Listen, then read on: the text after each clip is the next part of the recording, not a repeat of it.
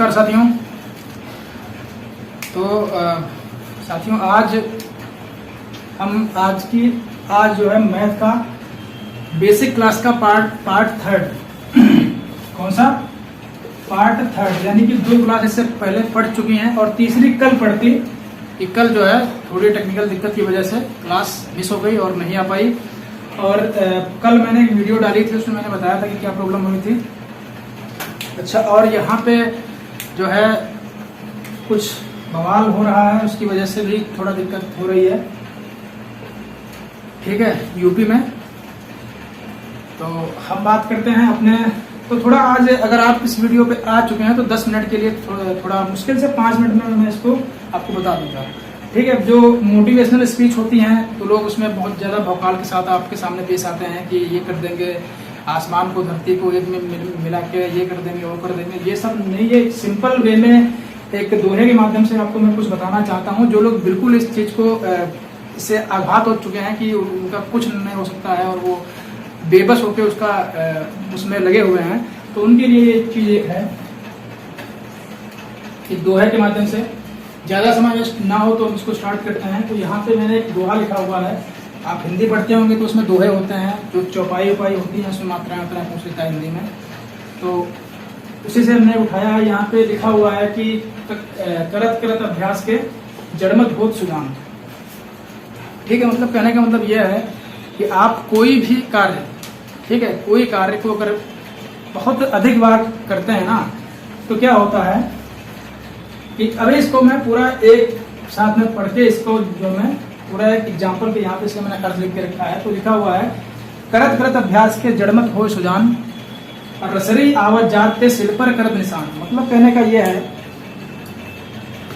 कि कोई किसी भी कार्य को, चाहे वो कितना भी हल्का हो, उसको करने से अगर आप उसको बार बार कर रहे हैं ना तो बड़े से बड़ा काम आपका हल हो जाता है। कहने का मतलब ये है कि जिस प्रकार यहाँ पे अभ्यास, ठीक है, जड़मत हो सुजान रसरी आवत जाते सिल पर करत निशान। बर्तन में बांधने वाली जो कुएं से जो पानी निकालते हैं उसमें एक रस्सी बंधी होती है। जैसे पहले गांव में आप लोग जो पुराने समय की बात है, जब लोग कुएं से पानी निकालते थे उसमें तो बर्तन में एक रस्सी बांधते थे और उस रस्सी से पानी को कुएं से खींचते थे।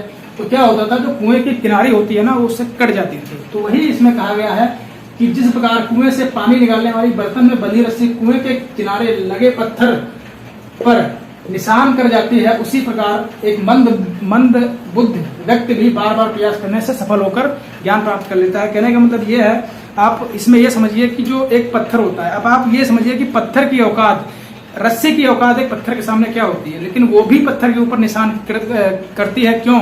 क्योंकि वो बार बार उसके ऊपर अभ्यास कर रही है, बार बार उस पर अपनी रगड़ छोड़ रही है। बस इसी वजह से वो इतना मजबूत पत्थर होता है, इतना जटिल पत्थर होता है, उसको भी वो उस पर अपना निशान करती है और गहराई के साथ में करती है, ठीक है।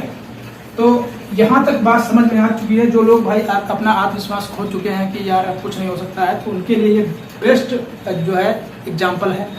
अपना तैयारी करिए, किसी भी चीज़ को, चाहे 100 क्वेश्चन पढ़िए जीएस के या किसी भी सब्जेक्ट को पढ़िए, उसको 20 बार पढ़िए। भले मेरा उद्देश्य एकमात्र मेरा कहना है, एक टैग इसको समझ लो कि थोड़ा खाओ पर अच्छा खाओ, ठीक है। अगर 20 क्वेश्चन है उसमें से 20 क्वेश्चन से अगर 20 क्वेश्चन को आपने 20 बार रखा है, ठीक है, मतलब पढ़ा, तो ये आपको 20 याद रहेंगे। और अगर आपने 100 क्वेश्चन को केवल एक बार पढ़ा है तो ये आपके सारे बेकार हैं, ये आपके एग्जाम में आपको काम देंगे, ठीक है। एग्जाम प्रदेश का उद्देश्य क्या है? देखिए साथियों, हमारा उद्देश्य ना ही आपसे सब्सक्राइब करवाना है, ना ही आपको ये बोलना है कि आप लाइक करिए, कमेंट करिए, ठीक है। क्योंकि हमारा एक मानवता के नाते जब इंसान कहीं किसी गलत मार्ग पे जाता है, कहीं रास्ता भटक के कहीं दूसरे मार्ग पे जाता है, तो मानवता का यही आधार होता है कि आप कोई व्यक्ति उसे जो सही मार्ग पे पहुंचाता है वो अपनी मानवता दिखाता है, ठीक है। मतलब मानवता के नाते आप उसे सही मार्ग दिखा सकते हैं, ठीक। उसी प्रकार देखो, बड़े कोचिंग सेंटर में आप जब जाओगे तब आपका बेसिक मजबूत होना बहुत जरूरी है। वो केवल वही चीजें पढ़ाते हैं जो सिलेबस में होती हैं, आपको ये नहीं बताएंगे। अगर उन्होंने, ठीक है, अगर उन्होंने कोई बड़ा क्वेश्चन सॉल्व किया आपके सामने तो केवल उसको सॉल्व करेंगे, उसको कहाँ से काटा है, कैसे काटा है, कहाँ से क्या आया है, वो सब आपको नहीं बताया जाएगा, ठीक है। उसके बाद में बात करते हैं कि हमारा उद्देश्य बस यही है कि हमें किसी प्रकार की कोई बाध्यता नहीं है कि आप सब्सक्राइब करो या ना करो, लाइक करो या ना करो। बस 2-4 लोग जो मेनली सही रूप से पढ़ते हैं, बस उनके लिए मैं ये कहना चाहता हूँ कि अगर वो लोग लाइक कर रहे हैं तो उससे हम प्रोत्साहित होते हैं कि हमें हाँ लोग कुछ पसंद कर रहे हैं और हमारे काम को पसंद कर रहे हैं। कमेंट करने के लिए इसलिए बोलता हूँ क्योंकि आपकी प्रतिक्रिया हमें मिल सके, आप क्या सोचते हैं हमारे बारे में वो आप उसमें लिख सकें। और सब्सक्राइब का मतलब ये होता है कि आप जब भी मैं कोई आपकी हेल्प के लिए कोई वीडियो बनाऊंगा तो प्रॉपर रूप से आपके पास वो पहुंच सके। ठीक है, बस इन्हीं बातों के साथ में अपनी क्लास स्टार्ट करते हैं। साथियों, उम्मीद है कि ये चीज़ें आपको बहुत अच्छी तरीके से समझ आई होंगी और आप इन पर प्रयास भी करेंगे। तो इसको रफ करता हूँ और मैं क्लास को आगे बढ़ाता हूँ।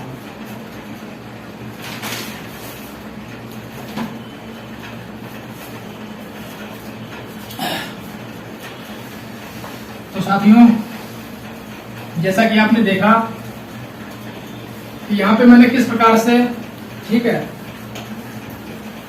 आपको समझाया है एग्जाम्पल के माध्यम से कि आप प्रयास करते रहिए, सफलता तो आपको मिलनी है। तो कहते हैं कि सफलता प्रयास इतना खामोशी से किया जाए कि सफलता शोर मचा दे। ठीक है, तो ये चीज है। तो आज हम थोड़ा अपना देख लेते हैं कि हम लोग क्या क्या पढ़ चुके हैं। ठीक है, क्योंकि कल क्लास बीच में जो है मिस हुई थी, तो आपको ये भी बताना जरूरी है कि हम लोग क्या क्या पढ़ चुके हैं।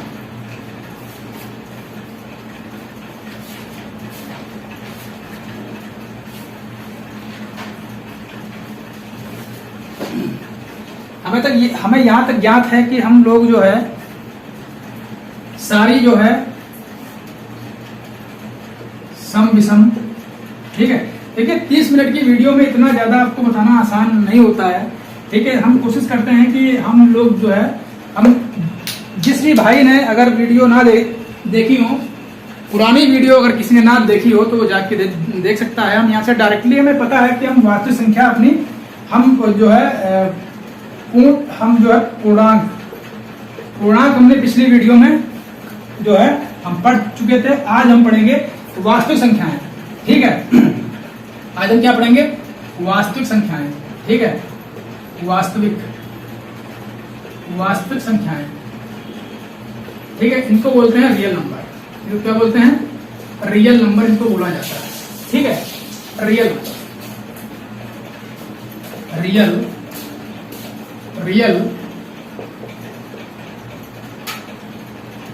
नंबर इनको बोला जाता है। अब यही सबका जो है जन्मदाता है। अभी आपको बताऊंगा, शायद आपने कभी यूट्यूब पे ऐसी चीजें ना पढ़ी हो कि ये चीजें जो है मैं बता रहा हूँ। ठीक है, पढ़ा होगा तो प्रॉपर जिस क्लास में आप पढ़ रहे होंगे उस क्लास में आपको ये सब नहीं बताया गया होगा, क्योंकि वो लोग सिलेबस के हिसाब से पढ़ाते हैं। ठीक है, तो वास्तविक संख्याएं, देखिए यहाँ पे हम एक स्ट्रक्चर बनाते हैं। देखिए वास्तविक संख्याएं अब मैं बता रहा हूँ कि एक तो होती है, पहली तो होती है वास्तविक संख्या, दूसरी होती है काल्पनिक संख्या। ठीक है, काल्पनिक संख्या। ठीक है, काल्पनिक संख्या क्या होती है? जिनको हम संख्या रेखा पर दर्शा ना सकें। ये लोग सब आपको बताते हैं कि जिसको हम संख्या रेखा पर दर्शा ना सकें। ठीक है, हम कहते हैं आखिर कौन सी ऐसी संख्या है जिसको हम संख्या रेखा पर नहीं दर्शा सकते हैं। बात इस बात का जो है, बात तो इस बात की है कि वो संख्याएं कौन सी होती हैं। तो हम आपको बता दें, क्योंकि हालांकि हमें इससे कोई मतलब नहीं है। ठीक है, लेकिन फिर भी आपकी जानकारी के लिए बता रहा हूँ, जिन संख्याओं का कोई ओर छोर नहीं होता है। ठीक है, ना वो किसी तरीके से माप तोल, जोड़ घटाने या किसी भी कंडीशन में वो एक इक्वल नहीं आती हैं, बस वही होती है हमारी जो है क्या, काल्पनिक संख्याएं, जिसको हम संख्या रेखा पर दर्शा नहीं सकते हैं।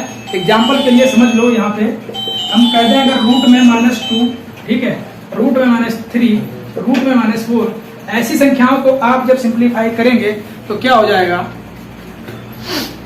कि इनका कभी एक्यूरेट आंसर नहीं आएगा और इनको कभी हम संख्या रेखा पर नहीं लिख सकते हैं। जैसे कि अभी हम आपको वास्तविक संख्या बताएंगे तो उसको हम संख्या रेखा पर कैसे दिखा रहे हैं, उस टाइप से इनको संख्या रेखा पर नहीं दिखाया जा सकता है। ठीक है, तो ये हमारा यहीं पे खत्म होता है, क्योंकि इससे हमें कोई मतलब भी नहीं होता है। ठीक है, फालतू में इस पर टाइम वेस्ट करना सही भी नहीं है। ठीक है, तो आज हमारा केवल वास्तविक संख्या ही हो पाएगा, क्योंकि वास्तविक संख्या बहुत ही जो है जटिल है, लंबा है। जटिल का मतलब यह है, इसको मैं एकदम सरल वे में बताऊंगा, लेकिन लंबा है, इसी से शाखाएं निकल के आती हैं। जो है जिससे बनते हैं पूर्णांक, पूर्ण संख्याएं, भिन्न, दशमलव, सब इसी से बनते हैं। तो मैं बता रहा हूं क्या मामला है इसका। इसका क्या मामला है, ठीक है, इसका मामला क्या है मैं बता रहा हूं, ठीक है। वास्तविक संख्याएं जो हैं, ठीक है, वो क्या है, जिन संख्याओं को हम पढ़ लें, जिन संख्याओं को हम संख्या रेखा पर दर्शा सकते हैं, पहला पॉइंट। दूसरा पॉइंट है, जिस संख्या रेखा पर, दूसरा पॉइंट यह है, संख्याओं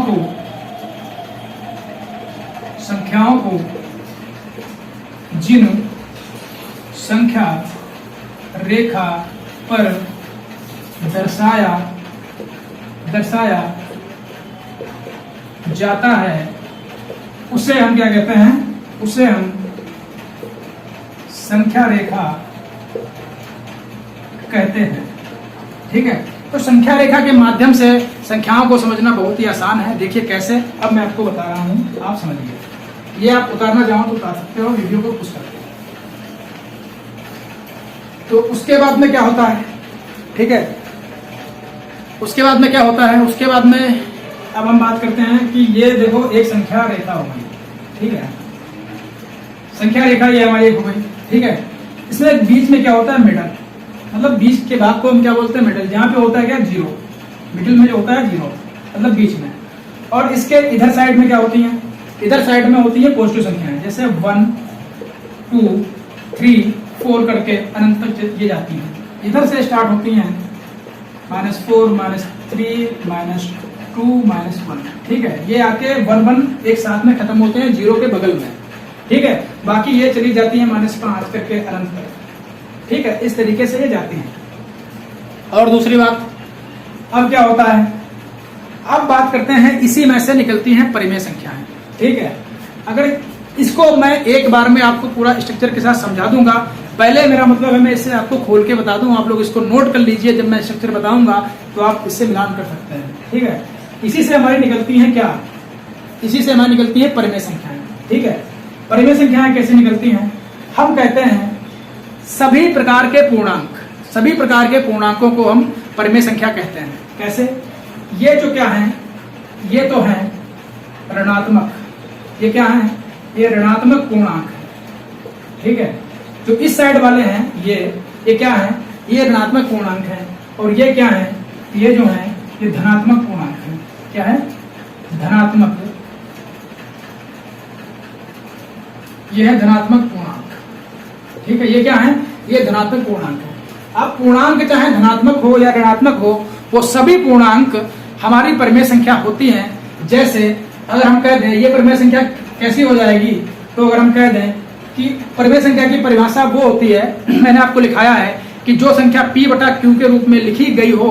और परिमेय संख्या में क्या होता है कि जो हर होता है वो कभी 0 के इक्वल ना हो, मतलब कहीं ये ना लिखा हो कि p बटा 0, यहाँ पे p बटा q होता है और p बटा q होता है, कभी p बराबर q के ना हो, q बराबर 0 के ना हो, मतलब जैसे कि 4 बटा 0, तो ये हमारी परिमेय संख्या नहीं हो सकती है क्योंकि ये 0 के बराबर है, ठीक है। दूसरी बात हम बता दें, पूर्णांक क्या होता है, अगर हम यहाँ बोल दें -2/3, तो ये भी एक पूर्णांक है। आप यहाँ पे देख सकते हो ये धनात्मक पूर्णांक है। और ये क्या है हमारा, ये जो है हमारा, ये ऋणात्मक पूर्णांक है माइनस वाला, और ये क्या है, ये धनात्मक पूर्णांक है हमारा, ठीक है।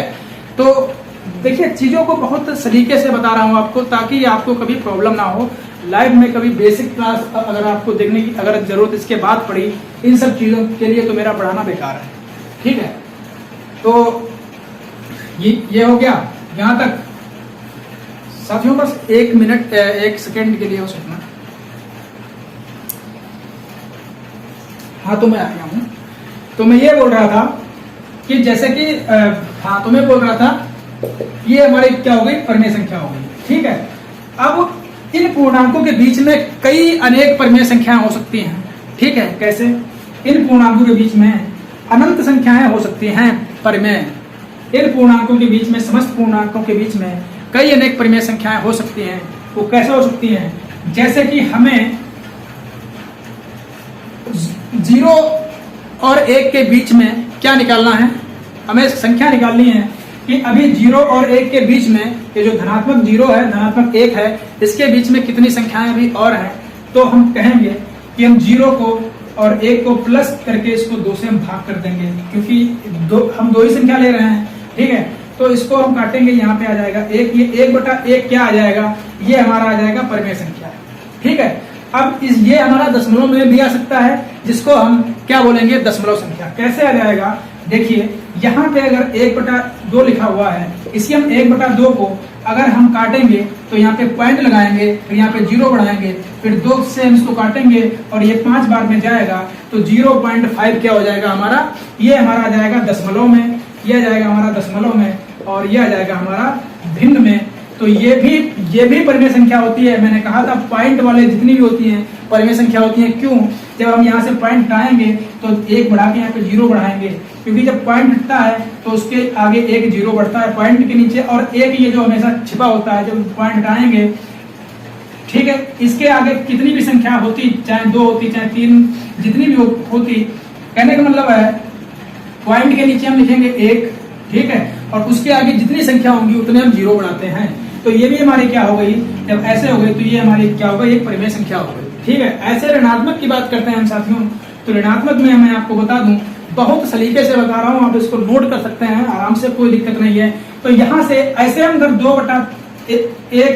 1 और 2 के बीच की निकालने चाहें तो यहाँ पे इनको हम जोड़ेंगे तो ये हो जाएगा ये 3, और 3/2 से हम भाग करेंगे, क्योंकि 2 से भाग क्यों हो रहा है? क्योंकि यहाँ पे 2 ही संख्याएं उठा रहे हैं हम।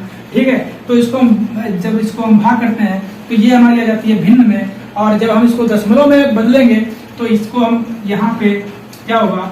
3/2 को 2 एकम 2, अब यहाँ पे बचा 1 यहाँ पे बचा है और यहाँ पे है 2, तो कटेगा ही नहीं। तो यहाँ पे हम पॉइंट लगाएंगे, और 1 पॉइंट यहाँ पे जब लगाते हैं तो 0 बढ़ जाता है, तो 1 जो बचा हुआ है और 0 मिला के हो जाएगा 10, और 2 पंचे 10, मतलब ये 1.5 क्या हो जाएगा? ये दशमलव में आ जाएगा। ये भी परिमेय है और ये भी परिमेय है। ठीक है, मतलब जिस भी साथी को भाई समझ में नहीं आ रहा है, पूरे ठोक के बोल रहा हूँ, जिस साथी को समझ में नहीं आ रहा है वो कमेंट करके बता सकता है, मैं उसको पर्सनली समझा दूंगा। मेरा टेलीग्राम चैनल है, उस पर उसका लिंक मैं इसमें देता हूँ। व्हाट्सएप ग्रुप है, ठीक है, उसका लिंक इसमें मिल जाएगा। भाई पूरी तरह से आप लोग के साथ हूँ, बिल्कुल अच्छे तरीके से पढ़ाऊंगा, बस एक बार आप लोग समझ के देखिए वीडियो को पूरी तरीके से। ठीक है, तो ये हमारा हो गया धनात्मक वाला। ठीक है, मैंने कह दिया ये हो गया पूर्णांक। ठीक है, ये हो गया पूर्णांक, और इन्हीं में छिपी होती है परिमेय संख्याएं, और यहाँ पे ये हो गया धनात्मक। अब हम बात करते हैं ऋणात्मक की। तो ऋणात्मक में क्या होता है? जैसे हम -2 और 0 के बीच की अगर हम निकालना चाहें कि इसके बीच में कौन कौन सी परिमेय संख्याएं हैं या कितनी संख्याएं हैं, ठीक है, तो और कितनी दशमलव संख्याएं हैं, तो हम ऐसे निकाल सकते हैं। जैसे कि यहाँ पे हमने लिख दिया यहाँ पे -2 + 0, तो ये क्या हो जाएगा? ये -2 ही आ जाएगा। ठीक है, -2 आ जाएगा। ठीक है, तो ये क्या आ जाएगा? -2, और हमने यहाँ पे लिया है 2 संख्याएं, तो यहाँ पे आ जाएगा 2। ठीक है, तो ये हमारी क्या हो गई? ये हमारी हो गई ऋणात्मक। ये हमारी हो गई क्या? ये हमारी हो गई ऋणात्मक। ये ऋणात्मक पूर्णांक का, ये ऋणात्मक पूर्णांक के बीच का, इसको चाहे हम भिन्न बोल लें। ठीक है, और इसको ये तो आता है भिन्न में, उसके बाद में अगर इसको हम दशमलव में चेंज करना चाहें तो कैसे करते हैं?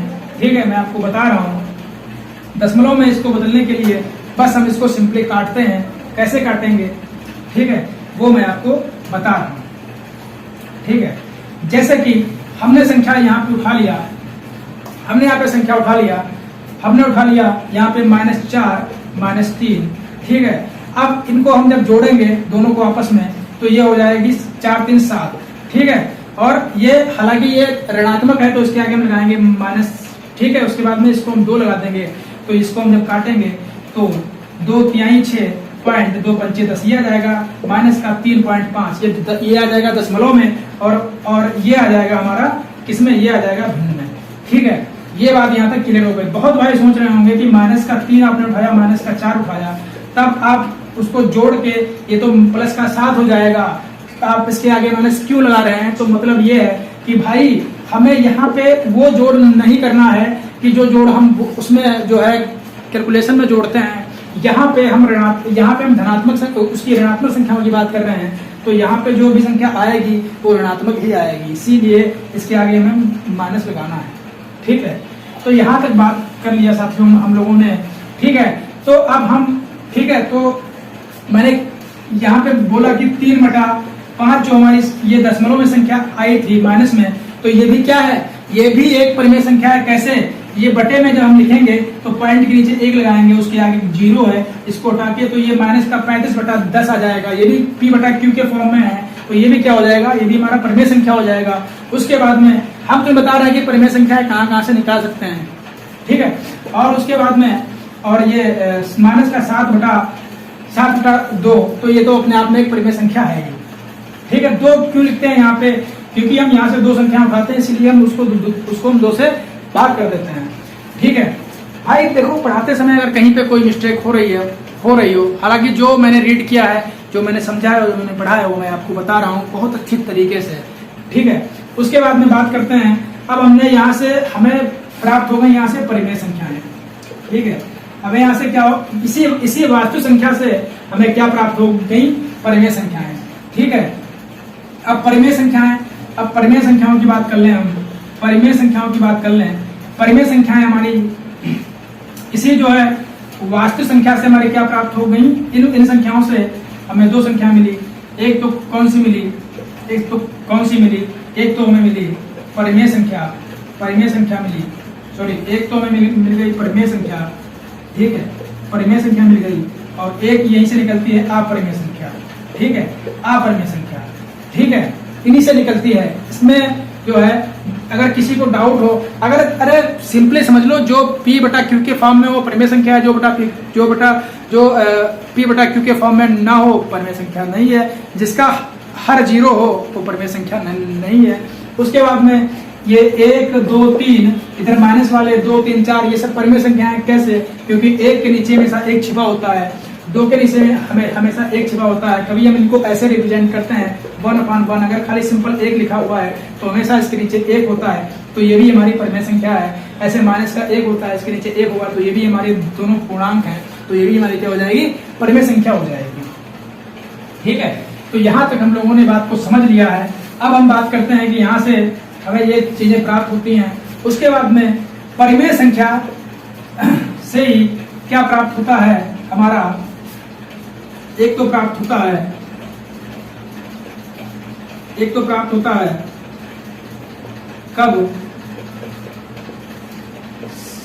कब शांत अवृत दशमलव। ठीक है, कब शांत, या तो मतलब यहां से 2 बातें निकल के आती हैं इससे। या तो मैं इसको एक काम कर रहा हूं, ठीक है, मैं इसको पहले जैसे मैंने इनको खोल के बताया, पहले मैं इसको खोल के बता रहा हूं। ठीक है, उसके बाद से मैं आपको एक स्ट्रक्चर के रूप में बनवा दूंगा, क्योंकि यहां से मैं जब आपको बताऊंगा तो मुझे नीचे लिखना पड़ेगा, फिर मुझे इसे मिटाना पड़ेगा, तो आपको समझ में नहीं आएगा। तो मैं पहले बता रहा हूँ कि परिमेय संख्या से हमें प्राप्त होती हैं 2 संख्याएं। अपरिमेय संख्या तो मैंने आपको बता ही रखा है, जो p/q के फॉर्म में ना हो। ठीक है, जो p/q के फॉर्म में ना हो, जिसका ऊपर तो पूर्णांक है लेकिन 0 हो, वो हो जाएगा। उसके बाद में जो रूट में होती हैं वो भी ऐसे ही होती हैं। ठीक है, तो साथियों हालांकि हमारा समय हो चुका है, तो अब हम आपको कल क्या बताएंगे, चीजें यहाँ तक मुझे उम्मीद है कि आप लोगों को खूब अच्छी तरीके से समझ में आ गई होंगी। तो हम लोग यहाँ तक पढ़ चुके हैं कि इनसे हमें परिमेय संख्या निकालना है, और यही धनात्मक होती है, यही पूर्णात्मक, जो ये ऋणात्मक पूर्णांक होते हैं, सब वास्तु संख्याएं होती हैं। अब यहाँ से जो आएगी परिमेय संख्या, तो परिमेय संख्या आएगी। ठीक है, परिमेय संख्या को हम पढ़ेंगे शांत दशमलव, एक होता है शांत दशमलव। ठीक है, शांत दशमलव होता है, और एक होता है अशांत दशमलव। ठीक है, इसको हम कल पढ़ेंगे। शांत क्या होता है, जैसे कि कोई पॉइंट है, ठीक है, कोई पॉइंट है जैसे 1/3 ये यहीं पे आके ये रुक गया, और कोई दशमलव होता है जो 2 से स्टार्ट, फॉर एग्जाम्पल के लिए बता रहा हूँ, ये जो है किसी सवाल से मैं नहीं बता रहा हूँ, एग्जाम्पल के लिए कि शांत वो होता है जो केवल पॉइंट के बाद रुक गया, ठीक है, और कोई दशमलव ऐसा होता है जो जैसे मान लिया हमने 2, उसके बाद में 1 1 1 1 1 1 1 1 आता ही गया, वो कभी अशांत नहीं होता है, ठीक है। तो कल पढ़ेंगे साथियों, यहीं से अपना कंटिन्यूटी बनाए रखेंगे। तब तक के लिए आप अपना ध्यान रखिए। सभी को नमस्कार। और अभी आपके सामने एक न्यूज में लेके आने वाला हूं, वो सभी लोग देखिएगा, क्योंकि यूपी में बहुत बड़ा तांडव चल रहा है, ठीक है। आपको पता होगा कि किसान आंदोलन जो था, किसान आंदोलन के बीच में और जो ये राजनीतिक जो मुद्दे हैं उनको सबको लेके क्या हो रहा है, और इससे हमारी जो स्टूडेंट लाइफ है वो किस प्रकार से प्रभावित हो रही है, इस सब के बारे में हम लोग बात करने वाले हैं। तब तक के लिए अपना ध्यान रखिए। जय हिंद, जय भारत।